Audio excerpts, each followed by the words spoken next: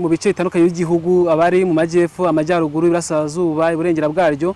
Muri make u Rwanda rwose ndabasuhuje, ab'imahanga, aba diaspora, namwe mudahwema gushyigikirana iby'agaciro, kandi nawe muzungu wari we wese ujye ubona Mirage TV show everywhere you are. I do love you for real. Mwumve ko mbakunda cyane kandi ni iby'agaciro. Rero kuvuga ngo uyu munsi Mirage aje kutubwira iki? Topic ziba zihari. Hari ukuzamura impano, hari ukuvuga ku rubyiruko ibibazo duhura nabyo, hari ukuvuga ku muryango mugari muri rusange, ibibazo biri muri societe no kwiva muzini muzingo tukabivugaho, tukabicagagura, kandi tukajya dutanga n'umuti cyangwa igisubizo gishoboka kugira ngo ibyo bintu bigerwe bigende neza. No kuri inshuro nje kubabwira ku kintu kijyanye n'ubusambanye mu rubyiruko. Ubundi muri no minsi hari ukuntu tubona urubyiruko se bwidagadura rugakabya, rugahabwa uburenganzira bakishyiraho n'inyongera, bakagenda uko bashaka, bagatagira bashakiye. Ariko ibi byose ni bimwe mu bintu bikurura ubusambanyi, ari nabyo uri guteza inda zitateganyijwe ndetse no kubyara abana benshi muri iki gihe. Urubyiruko rashyushye, rufite ubushyuhe impande n'impande, ari abasore, ari inkumi, ari abana n'abakuze. Urubyiruko rufite ubushyuhe, niyo mpamvu harimo ikibazo cy'ubusambanyi buteye ubwoba. Ariko uje kwibaza ngo ubu busambanyi buterwa n'iki? Ubundi kuki abana bahabwa uburere ariko bikanga bikananirana bakarugojya mu busambanyi cyangwa bakagira mu yindi mico idahwitse? Ariko ari impamvu nyinshi zitandukanye yo kubabwira cyo guteza ubwo busambanyi, ku buryo abana bo muri no minsi 90% bishoye mu busambanyi. Ushobora kuvuga ngo wawe ntabikora nuko utaramufata, ushobora kuvuga ngo wanjye bitonda, buriya ngo umuntu nikimwishemo. Hano hanze hari abantu biyorobekanya bakigira abana beza, ariko mu by'ukuri cyo cyitwa ubusambanyi cyafashe indi ntera. Kandi ntabwo kuvuga ngo urubyiruko rusambanya rugenzi rwarwo, yego nabyo bibaho, ariko ahanini 90% urubyiruko rwashiriye mu bakuze, mu bubatse n'abashaje bakoreye kofi kera. Aho twebwe urubyiruko rugenzi rwarwo ntabwo batwarubonera ibyo rushaka. Rongeye kubwira zimwe mu mpamvu zituma urubyiruko rwo muri no minsi rwishora mu busambanyi. Ubushoboye kwibaza ngo ubundi ni ukubera iki? Ubundi ikibazo cya mbere hari ukutamenya ibijyanye n'ubuzima bw'imyororokere. Mwebwe babyeyi ntabwo rimwe na rimwe mufata umwanya ngo mufate abana banyu mu bicaze mubasobanurira ubuzima bw'imyororokere. Igihe abana bagira mu mihango, yo mu mihango bisobanuye iki, ese yave mu mihango ho cyangwa ni gute ashoboye kuba yasama cyangwa ntasame.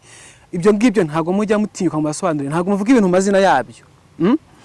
Musigaye muvuga ngo nukujya mu kwezi ngo cyangwa ngo nujya ngo nushaka ngo wumva utameze neza ngo ujye ushaka kagakoresho ngo gakoreshe byende neza. Ariko kuki mutabasobanurira neza impamvu umuntu ava mu bwana akajya mu bwangavu step by step?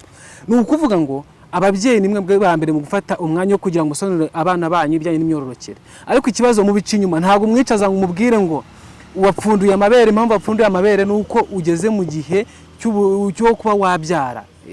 Ntabwo mujya masobanurira ngo uyu mwana ageze mu mihango aba yasama agaterwa inda. Ibyo byose nibazo bigenda bihura nabyo, kuko mwebwe ababyeyi mutabwira abana banyu ibijyanye n'imyororokere ngo mubasobanurire ngo umuntu ateye atya, yageze muri kino gihe cyangwa agize ibimenyetso n'ibi aba yahura n'imbogamizi nizi, akaba yahura n'ibazo ibi.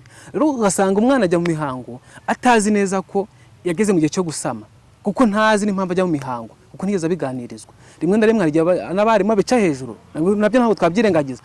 Hari abarimu bigisha reproduction isaha imwe cyangwa umunsi umwe mu gihe andi ma topic cyangwa n'amandi ma content mu ishuri usanga batinda bakamara icyumweru kugira ngo akonde babisimbuke.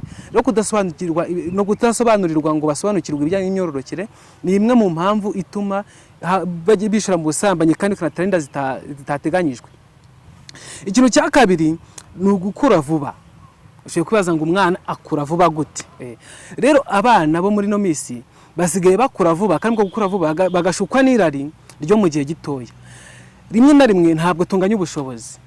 Ntabwo tunganya ubushobozi. Hari abana bari hariya ugasanga nta telefone agira, ni umutindi yavukiye mu bukene, umunsi ku munsi ahora yifuza, kandi akazanga urungano agendana narwo rwarakize icyo byarigizeho. Ugasanga wa mwana akeneye ahora yifuza gutera imbere, ahora yifuza gutunga ikintu runaka agezweho. Rero iryo ryagaye gatoya ari igihe rituma yishora mu busambanyi, ari nabyo bikunda gukurura abana kwishora mu busambanyi ku bantu babaruta. ugasanga babagabo bakoze ikofi b'abantu bateye imbere b'abantu barikoye kuva kera barabashukisha amatelefone ama iPhone, ugasanga barashukisha ibyo kwambara byiza, barabashukisha ibyo kurya byiza, bakabaterinda bakabasambanya. Rero gushukwa n'irari ry'akanya gatoya ni ikintu cy'ingenzi gituma habaho inda zitateganyijwe, ndetse n'urubyiruko cyane cyane rwo muri no minsi rukishura mu busambanyi umunsi ku munsi. Rero ari ikintu cya gatatu, hari ubukene ndetse n'ishyari bagirira bagenzi babo. Abana bamwe na bamwe bamara kugera ku byo bageraho bakirata kuba kurungano rwabo, either yambara neza, afite ibintu bihenze, undi nawe akifuza byabigeraho. Ruko kubyifuza byanga byakunda agenda ashakisha inzira iwe yabaho nk'abandi. Muruko gushakisha uburyo abaho nk'abandi nibyo bigenda bituma bishora mu busambanyi, bakijandika mu ngano atishitashi, bijandika mu busambanyi bitewe nuko barimo barashakisha kugera ku bintu byiza, barimo barashakisha kugera ku byo bagenzi babo bagezeho, kugira ngo bagendane n'urungano bahuje. Ni peer pressure. Niba mugenzi wanjye afite iPhone yora ifoto twiza, je ntayo mfite, ni igisebo. Ukumva niba mugenzi wawe yambaraga kwito keza kagezweho, ni igisebo. That's why uko gushaka kwa nka mugenzi wawe kandi uri umukene nabyo bituma urugiriko rwishira mu busambanyi, bitewe nuko baragenda bagashakisha babikura. Aho babikora nta handi, ntabwo bafite umutima wo gukora, ntibafite umuhate wo gushakisha, ahubwo bizerera mu gushaka inyungu mu gihe gitoya, bizerera mu gushaka mu byoroshye. Ubwo gushakisha mu byoroshye rero handi usanga bagiye bagahura n'ibigabo cyangwa n'abandi bantu bagiye batandukanye, bakabasambanya, bakabaha ibyo bakeneye. Yego, none hakaza ikintu cya kane, ari kunanirwa kwifata no kudafata inshingano. Ubundi usanga umwana uri responsible mu muryango ahangara bagenzi be, ugasanga ashaka kubabera umuroro modo, abatoza ndetse akashaka ko bazajya mu gihugu kimwe cyose. Rero uyu mwana ameze gutyo aharanira kugaragaza imico myiza kuri bari umunabi. Ariko ikibazo ni iki ngiki, abana benshi ntugishaka gufata inshingano, dushaka kurera barumuna bacu, dushaka kurera basaza bacu ndetse n'abashiki bacu. Ibyo ngibyo bituma takaza uburere. Mu gutakaza uburere bituruka kuki? Nta gushaka gufata inshingano, ntabwo umukibura. Niba umwana akoze ikosa ntabwo we mubyeyi umukibura. Umwana atashije ntumajije ngo avuye hehe, kandi ni umukobwa saa 3 z'ijoro saa 4 aravugira kuri telefone, ntuze ngo avugana nande, nta nubwo ahabwa n'umunota rumwe nawe gukwitaho. Ibyo ngibyo bigenda bimukura, kandi uko avugana na kenshi n'abantu bamukura amarangamutima, ugasanga icyo cya kintu gitumye n'ubundi yiroha mu busambanyi, avugana na benshi kandi ntabwo bose bamufitiye impuhwe. Rero ibyo ngibyo kutagira inshingano byatumye abantu bibagirwa nabo ku giti cyabo. Abantu baribagiwe, ntagishaka kubabo, ahubwo bashaka kuba nka runaka, bagashaka kuba nka mugenzi we, bagashaka kuba nk'abamuruta cyangwa n'abamubanjirije, cyangwa akavuga ngo runaka ko ageze kuri ibi ngibi nibi ko nta kibazo ahura nacyo kugiye numva nahura nacyo. Ibyo ngibyo byose bigatuma agenda, ariko ryagenda ntagaruke. Please icyo kintu ujye mukitaho, umwana wese ajye aba responsible, agira inshingano kandi abere urugero rwiza bari umunabe. Kandi namwe babyeyi ubwanyu ku giti cyanyu mube abambere bo kugira inshingano zo gukangara abana banyu, mubahe uburere, mubasobanurira aho yakosheje umuhana, kandi umuhana kibyeyi. Rero akaza ikintu cya gatanu cyo cyanyuma gituma urubyiruko rwishora mu busambanyi, hari uburere buke bw'ababyeyi. Kuba abana baba mu muryango badafite uburere, baba mu muryango uhoramo intonganya, baba mu muryango uhoramo imirwano, baba mu muryango utibana ubwawo, umugabo ahora asera n'umugore bazira iki gucana inyuma. Rero icyo kintu kubura uburere bwo mu muryango ni ikibazo. Buryo umubyeyi niwe muntu wa mbere wo kugira uburenganzira ku mwana we, kumusobanurira, kumukebura ndetse no kumutoza. Rero iyo umwana yabuze imitoreze myiza, abuze umuco atora ku babyeyi, bituma yitwara uko ashaka. Arajya abura umuco mu muryango akomokamo, akajya gufata umuco wo mu muryango ahandi, kandi ntabwo ababyeyi barera kimwe buri rugo rugiko rwubakwa. Gukubura rero uburere bwo mu muryango ariyo bimutera kwiheba, ajye mutera kwifuza, inege binamuviramo no kwigira ikigomeke, agakora ibyo ashaka. Gukora ibyo ashaka rero ibyo bimuviramo kugenda ahura n'abantu hagiye batandukanye, bakamwigisha imico itandukanye n'akagombye kwigishwa n'umubyeyi we, bikamuviramo ubusambanyi. Rero ushoboye kwibaza ngo ubundi iki kibazo cyakemuka gute? Ubundi ni gute twarwanya ubusambanyi bukabije mu rubyiruko? Icyo ni ikibazo gikomeye cyane, ariko n'ubundi buri kibazo kiba gifite igisubizo mu gihe cya nyacyo. Ikintu cya mbere gikwiye gukorwa ni ukwigisha urubyiruko ijyanye n'imyororokere. Umwana akajya amenya ngo buri step ngezemo ingaruka nahura nazo ni izi ngizi, ibi mbikoze byambyarira iki ngiki, kandi ukamusobanurira neza ubivuye mu mizi, mu mazina yabyo. kuko utabimusobanurira ingaruka duhura nabyo murazizi nyinshi. Urubyiruko rwishuye mu busambanyi bahura no guterwa inda, agahinda gakabije ko ku mutima, kubeshya urukundo cyangwa guhemukirwa, gufatwa ku ngufu, ibyishimo by'akanya gatoya ni nyinshi. Niyo mpamvu mu kurwanya iki kibazo ikintu cya mbere no gusobanurira abana bijyanye n'imyororokere.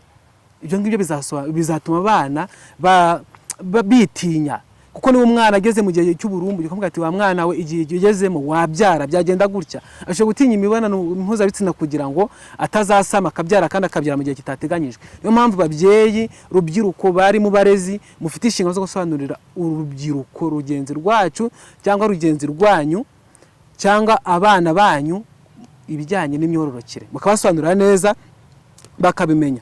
Ikindi cya kabiri ni ugutanga urugero rwiza. Mwebwe bakuru mutanga urugero rwiza ku bana. Niba uri umubyeyi w'imyaka 50, imyaka 60, ukaba utereta akana k'imyaka 20 ugashukisha ibintu bigiye bitandukanye uryamane nako, nuhe urugero rwiza uhereza uwo mwana.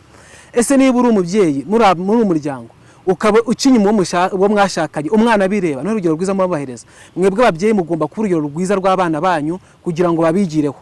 Ikindi kintu ni ukwigisha neza abana ibijyanye no gukangukira kwikorera, kurwanya ubunebwe, kuko uyu mwana yikoreye ntabwo abasha gushuka byoroshye. Uyu mwana yikoreye aratinyuka. Mujye mushishikariza abana banyu kwihangira imirimo no gutinyuka bakikorera kugira ngo ibintu bishobore kugenda neza. Ikindi kintu cyanyuma mugomba kwitaho ni ugushyiraho ingamba zihamye kandi zikomeye zo kubungabunga umwana wanyu, mukabakebura, mukabahana, mugaca umuco wo kudahana, mukabahana kandi uwo mwana mwamye ko ahohotewe mukamugeza mu nzego, uwamuhohoteye akabibazwa akabiryozwa. Niyo mpamvu bishishikariza umubyeyi, umurezi wese kwita ku mwana, aharanira uburenganzira bwe, by'umwihariko buri wese aba ijisho rya mugenzi we kugira ngo turwanye ikibazo cyo guterwa inda zitateganyijwe, iki kibazo cy'ubusambanyi bukabije mu rubyiruko, kugira ngo u Rwanda rubashe gutera imbere. Ko murabizi neza ko urubyiruko ari zo mbaraga z'igihugu. Yari Mirage kuri Mirage TV show, tuzajya tubona ibiganiro bitandukanye. Murabizi tuzamura impano, dukora ku buzima, dukora ku myororokere, dukora ku bintu bigiye bitandukanye byose, ku rukundo. Mpari ku bwanyu kandi mpari kugira ngo umunsi ku munsi tubasha gutera imbere. Niyo mpamvu utarakoze subscribe, urebye iyi video, kora subscribe, ukore like, ukore share, ukore comment, kandi ujye usangiza ibi biganiro abandi, kandi ukangura nawe niba ufite impano aho uri hose jya uza dukorane. Iyi platform ni yawe si yanjye, kuko naho kunyuza ibintu byawe kugira ngo nawe umunsi ku munsi ko dutera imbere kurushaho kumenyekana. Ciao, shalom, amahoro y'Imana abane namwe.